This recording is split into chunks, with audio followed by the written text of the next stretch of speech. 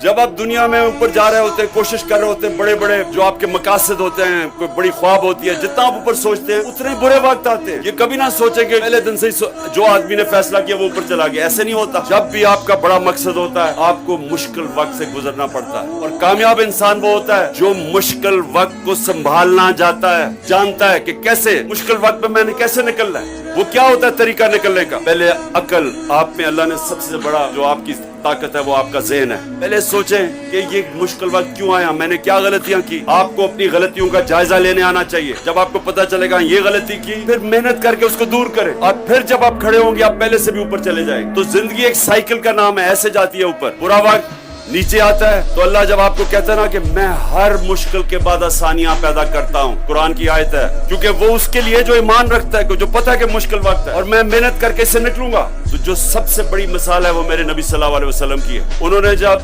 अल्लाह ने जब उनको नबूवत दी तो उससे पहले उनकी मुश्किल जिंदगी नहीं थी। ताजर थे, इज्जत थी माशरे में, हर मसले मसाइल में वो उनको कहते थे कि उनके पास जाओ हमारे मसले हल करने के लिए, क्योंकि अमानतदार थे, सच्चे थे, रिस्पेक्ट थी। जैसे ही नबूवत का हुक्म मिला कि आप जाओ पैगाम दो अल्लाह का, तो जैसे ही गए मुश्किलें आनी शुरू हुई, इम्तिहान आने शुरू हुए। तो जैसे ही उनको अल्लाह ने हुक्म दिया पैगाम देने का, तो हर किस्म की मुश्किलों का सामना करना पड़ा। जब उनको तंज किया अबू जहल ने, तो हजरत खदीजा के पास जाके दुखी थे, आंसू थे आंखों में कि एक ईमानदार, अमानतदार और एक इज्जतदार इंसान को किस तरह कोई तंज कर सकता है। और फिर जब वो तैफ में जब बच्चों से उन्होंने पत्थर पकवाए हमारे नबी सल्लल्लाहु अलैहि वसल्लम की तरफ, तो वो सबसे मुश्किल वक्त था उनके लिए। लेकिन सवाल सब ये पूछे कि अल्लाह ने जिसको अपना हबीब कहा है, वाहिद इंसान जो अल्लाह ने कहा ये मेरा हबीब है, जिससे अल्लाह प्यार करता है, उसको इस मुश्किल वक्त से क्यों गुजारा?